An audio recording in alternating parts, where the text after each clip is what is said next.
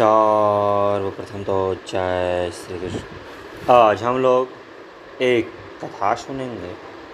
कथा बड़ी धार्मिक, मार्मिक तथा आध्यात्मिक है। इस कथा को बड़े ही ध्यान से आप सुने, क्योंकि किसी भी कथा को ध्यान से सुनने पर ही कथा समझ में आता है तथा कथा का आनंद भी आता है। तो चलिए कथा को सुनते हैं। इसके पहले की जो कथा है उसको मैं पहले वाले वीडियो में बता दिया हूँ, आप उसको जाके सुन सकते हैं, देख सकते हैं। अब मैं उसके आगे से बता रहा हूँ, आप उसको सुनिए और देखें। दिति ने कहा, भगवान मेरा अपराध क्षमा कीजिए। मैं आपकी शरण में आई हूँ। नाथ, शरणागत का पालन करना सभी धर्मों में श्रेष्ठ धर्म है। फिर आप जैसे महापुरुषों से अधिक कहना व्यर्थ है। आप तो अंतरामयी और त्रिकालदर्शी हैं। स्वामीन, चाहे त्रैलोक्य के सारे सुख प्राप्त हों, किंतु जो स्त्री अपने प्राणपति से सम्मानित नहीं, उसका संसार में आदर नहीं होता और उसका यश नहीं फैलता। जब तक स्त्री के पुत्र नहीं होते तब तक उसका जाया नाम ही सार्थक नहीं होता। इससे तज्जया जया भवति यदस्याम जायते पुनः, इस श्रुति को लोग बड़ी श्रद्धा के साथ उच्चारण करते हैं। अतएव मैं विनीत भाव से आपके चरणों में प्रार्थना करती हूँ, आप मेरी प्रार्थना स्वीकार करें। कश्यप जी कहते हैं, हे भामिनी, इस समय तुम सापत्न द्वेष से विवेक शून्य हो रही हो और संध्या काल की घोर बेला की ओर तुम्हारा ध्यान आकर्षित नहीं होता, किंतु तुम्हारे सामने मैं विवेक शून्य नहीं हुआ हूँ। अतएव कुछ समय ठहरो। हे प्रियतमे, मैं तुम्हारे उपकारों, तुम्हारी सेवाओं और तुम्हारे अधिकारों को भली भांति जानता और मानता हूँ।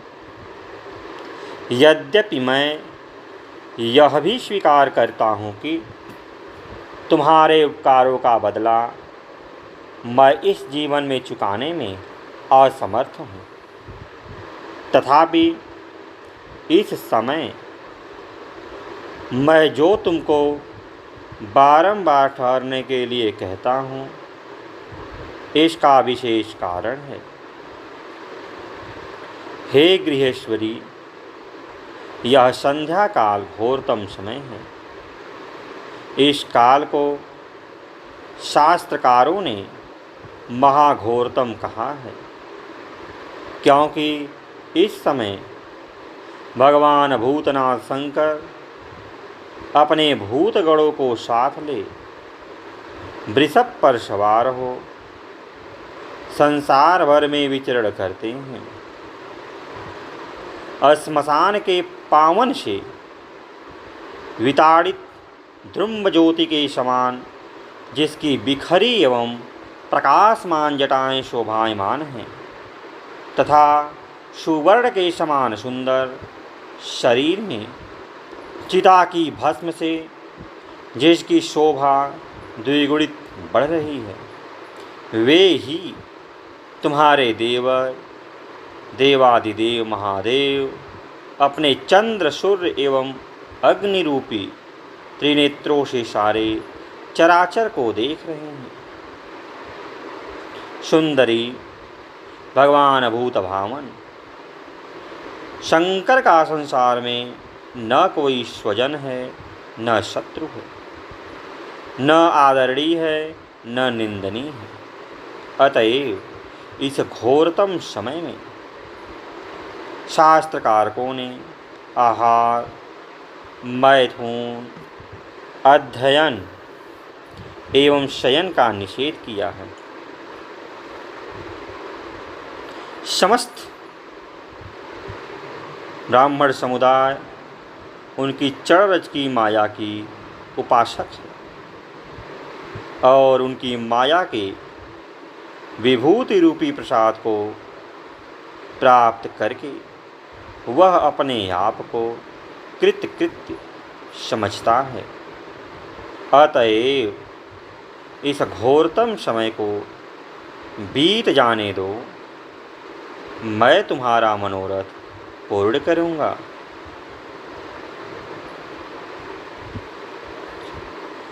भगवद इच्छा की वशवर्तनी साध्वी दिति ने अपने हठ को नहीं छोड़ा और विवश होकर महर्षि कश्यप ने भाग्य रूपी सर्वशक्तिमान परमात्मा को प्रणाम करके उसका मनोरथ पूर्ण किया। तदनंतर महर्षि कश्यप जी ने दिति से कहा कि हे कामिनी, तुमने भावी के वशीभूत होकर हठात इस घोरतम संध्या काल में गर्भ धारण किया है। इससे तुम्हारे उदर से 2 पुत्र उत्पन्न होंगे जो बड़े ही भयंकर होंगे। हे भामिनी, तुमने हमारी आज्ञा नहीं मानी, क्योंकि तुम्हारा चित्त भी देवद्रोह से अशुद्ध था। संध्या का घोरतम समय था और सबसे बड़ी भयंकर बात तो यह है कि तुमने अपने हठ से देवादिदेव महादेव का अनादर किया है। अतएव तुम्हारे भावी दोनों ही पुत्र देवद्रोही, विष्णुद्रोही, अधम और अमंगल रूप होंगे और जब उनका उत्पात बढ़ेगा तब साक्षात भगवान लक्ष्मीपति उनको मारेंगे। स्वामी के इन वचनों को सुनकर पतिव्रता दिति ने बड़े ही विनीत भाव से कहा कि हे स्वामीन, मैं अबोध अबला हूँ और काम, क्रोध एवं द्वेष आदि दोषों की आकार हूँ। अतएव जो कुछ मुझसे अपराध हुआ है उसे आप क्षमा कीजिए और आशुतोष भगवान शंकर को मेरी विनती सुनाइए कि वे मेरे पुत्रों का कल्याण करें और गर्भ को सफल एवं सबल बनावे। कश्यप जी, प्रियतमे, तुम्हारा कोई अपराध नहीं। भावी बड़ी प्रबल है। वशी के वशीभूत होकर तुमने प्रबल हठ किया और हमने उस हठ को स्वीकार किया।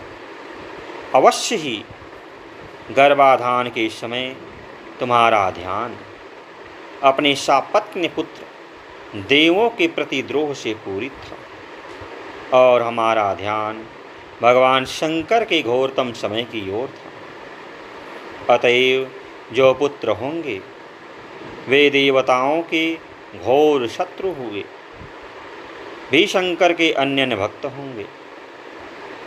उनको भगवान लक्ष्मी नारायण अपने हाथों से मारेंगे। यह भी कम प्रसन्नता की बात नहीं है।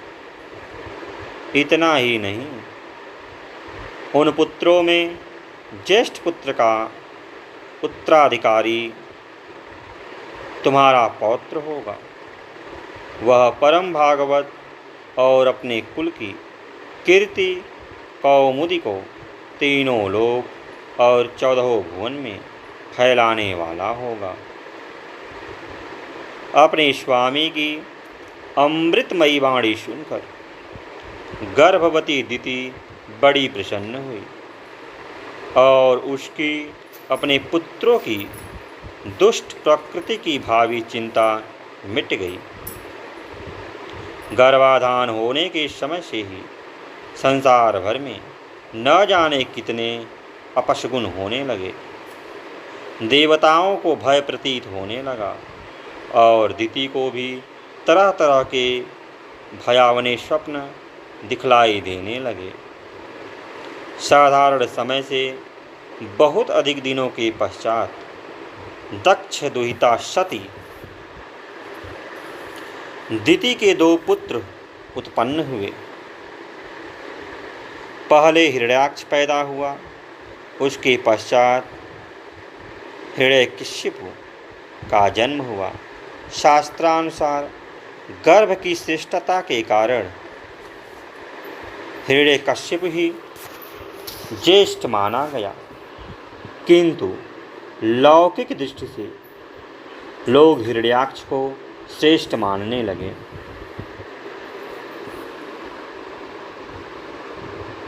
जिस समय ये दोनों हिरण्याक्ष और हिरण्यकशिपु पृथ्वी पर गिरे, उस समय तीनों लोक और 14 भुवन कांप उठे।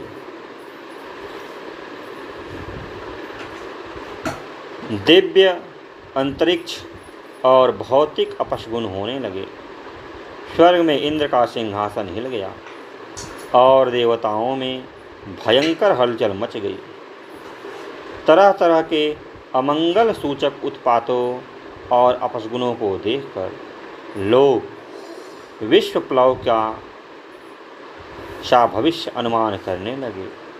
ऐसी भयंकर परिस्थिति को देखकर उनकी माता दिति के हृदय में बड़ा ही त्रास उत्पन्न हुआ और वह सोचने लगी कि हे भगवान, क्या अनर्थ होने वाला है।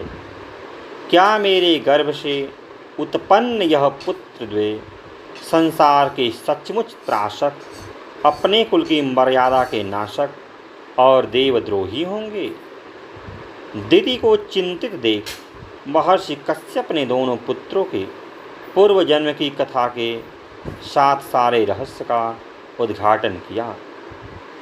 तब उसकी चिंता दूर हुई। स्नेहमयी माता अपने स्वाभाविक दयालुता वत्सलता के अनुसार पुत्रों के पालन पोषण में लग गई। महर्षि कश्यप ने पुत्रों के यथासमय समस्त संस्कार विधि पूर्वक करवाए। नामकरण संस्कार के समय ज्येष्ठ पुत्र का नाम हिरण्यकशिपु तथा छोटे का नाम हिरण्याक्ष रखा गया। दोनों ही बड़े प्रतापी और पराक्रमी प्रतीत होने लगे। शनैः शनैः हिमालय के समान दीर्घ एवं कठिनकाय होकर दोनों बढ़ने लगे और इन दोनों ऋषि कुमार दैत्यों के आतंक से सारे मर्तलोकवासी आश्चर्यविद और देव लोकवासी भयभीत हो गए। जिस समय सारे जगत में तीनों लोक और 14 भुवन में देवताओं की तूती बोल रही थी, देवराज इंद्र का आधिपत्य व्याप्त था और असुरों का आश्रयदाता कोई नहीं था। उसी समय भगवान माया की प्रेरणा से देवराज इंद्र को अभिमान हुआ और उनका विवेक और उनकी बुद्धि अभिमान के वशीभूत होकर अविवेकिनी बन बैठी। जिस हृदय में अभिमान का आवेश हो जाता है उस हृदय में शील टिक नहीं सकता, और जिस हृदय में शील नहीं होता उसको सत्य, धर्म, लक्ष्मी आदि सद्गुण पूर्ण समस्त ऐश्वर्य परित्याग कर देते हैं। इसी कारण से अभिमानी देवराज इंद्र को राज लक्ष्मी उनके हित के लिए, उनके अभिमान को मिटाने के लिए परित्याग करना चाहती थी। उसी समय जब छठे मनवंतर का शतयुग था, महर्षि कश्यप के घर में पतिव्रता दिति के गर्भ से असुरों के आश्रयदाता एवं परम प्रतापी हिरण्याक्ष और हिरण्यकश्यप नामक दो यमज पुत्र आदिदैत्य के रूप में प्रकट हुए थे। हिरण्याक्ष और हिरण्यकश्यप के जन्म ग्रहण करते ही देवताओं में भय छा गया, और ज्यों-ज्यों उनका तेज प्रताप बढ़ता गया, त्यों-त्यों वह भय और भी अधिक बढ़ता गया। यहाँ तक कि दोनों भाइयों ने अपने बाहुबल से तथा असुरों की सहायता से सारे जगत पर अपना आधिपत्य स्थापित कर लिया। हिरण्यकश्यप अपना राजकाज देखने लगा और यथासंभव साधारणतया न्यायानुकूल शासन करने लगा, किंतु हिरण्याक्ष पर राजकाज का भार न था। अतः वह उदंड होकर चारों ओर घूमता फिरता था। कभी वह दिक्पालों पर चढ़ाई करता था, कभी इंद्रासन पर आक्रमण करता था, और कभी अन्य देवताओं को सताता था। उसके पराक्रम से सभी भयभीत थे, उसके आतंक से सभी त्रस्त थे, और उसके उत्पात से मनुष्यों और देवताओं को समान रूप से असहाय दुख था। देवतागण अपने अपने पदों से पदच्युत होकर चारों ओर मारे मारे फिरते थे, और मनुष्यों की दुर्दशा का तो कोई पार ही न था। सारी प्रकृति उसकी अनुगामिनी थी। अतएव सारे संसार में हिरण्याक्ष की विजय दुमदुभी बज रही थी। अवश्य ही यह सब कुछ होता था, परंतु फिर भी दीनबंधु, दीनानाथ एवं विश्वंभर भगवान लक्ष्मी नारायण का आसन नहीं हिलता था। मानो वे चुपचाप तमाशा देखते थे और इंद्रादि देवताओं को उनके अभिमान के लिए जानबूझकर इन असुरों द्वारा दंड दे रहे थे। जब हिरण्याक्ष का अत्याचार बढ़ते बढ़ते चरम सीमा को पहुँच गया और देवराज इंद्र का दुर्भिमान मिट गया, जब हिरण्याक्ष ने सारी पृथ्वी को मटिया मेट कर रसातल को पहुँचा दिया, तब भगवान लक्ष्मी नारायण का आसन हिला।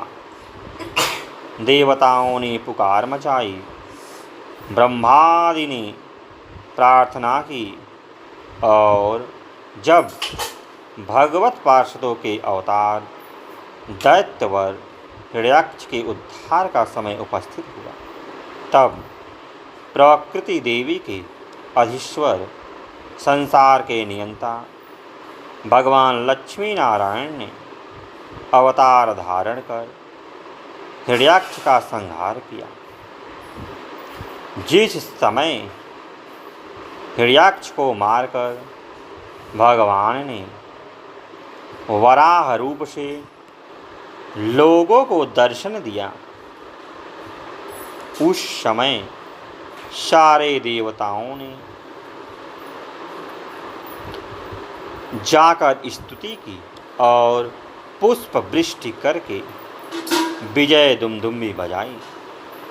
यद्यपि हिरण्याक्ष का वध हो गया और देवताओं ने विजय दुमदुमी बजा दी, तथापि संसार व्यापी आसुरी साम्राज्य का आतंक नहीं मिटा और न देवताओं को अपने अधिकार ही मिले। प्रत्युत उनको और भी अधिक कष्ट होने लगा।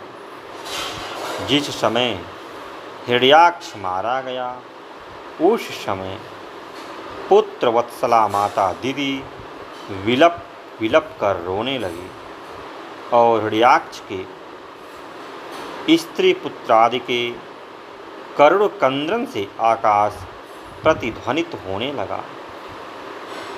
उस समय समस्त कुटुंबियों की शोकपूर्ण दशा को देखकर वीरवर हिरण्यकश्यप ने माता को संबोधित करके कहा, हे वीर प्रशीविनी माता, शोक करना आपको उचित नहीं।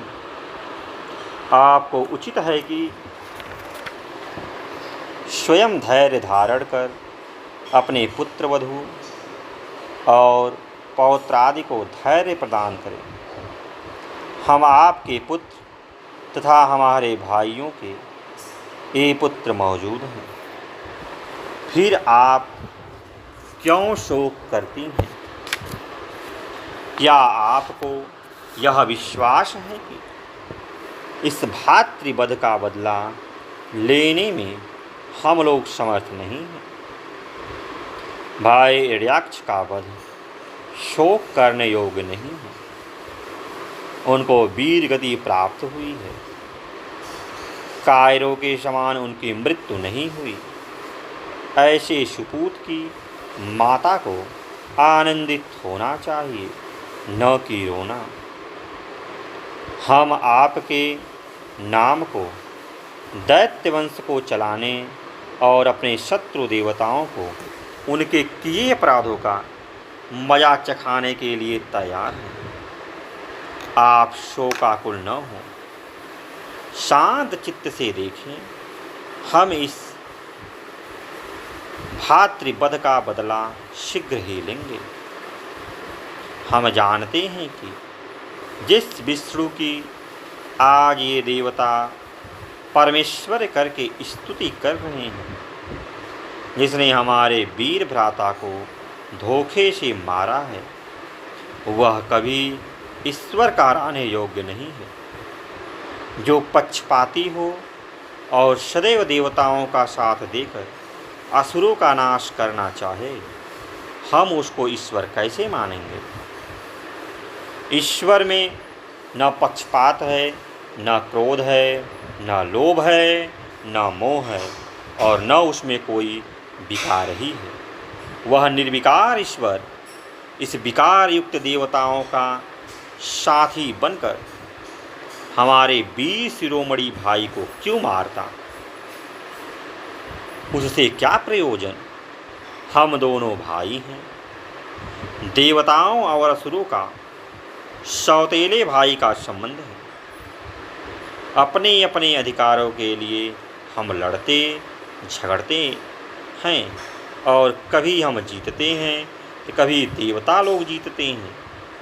हमारे दोनों के बीच में इस तीसरे का क्या काम था?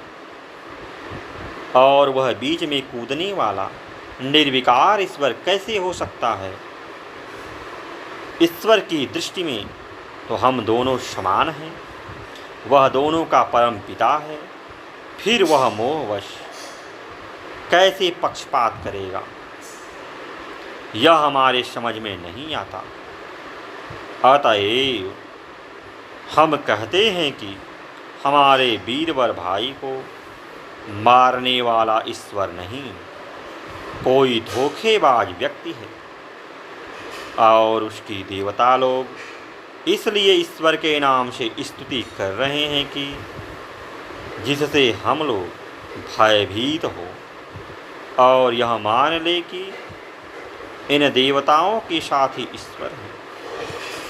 सारांश यह है कि आप शोक न करें। हम देवताओं से अपने भाई का बदला शीघ्र लेंगे और इस विष्णु को भी हम देखेंगे कि हमारे भाई को मारकर ईश्वर के नाम से त्रिलोकी में कैसे अपने को पुजवाता है। पुत्र के वीरतापूर्ण वचनों को सुनकर पुत्र शोक से व्याकुल माता को कुछ धैर्य हुआ और उसने अपनी पुत्र वधू तथा पौत्र आदि को सांत्वना प्रदान की। हिरण्याक्ष की पतिव्रता स्त्री भानुमति अपने पति के शरीर के वस्त्र को लेकर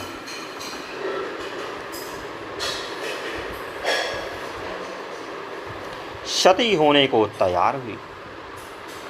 माता अदिति ने बहुतेरा समझाया। उसने कहा, बेटी सती न हो, अभी तो मैं हतभाग्या जीती हूँ।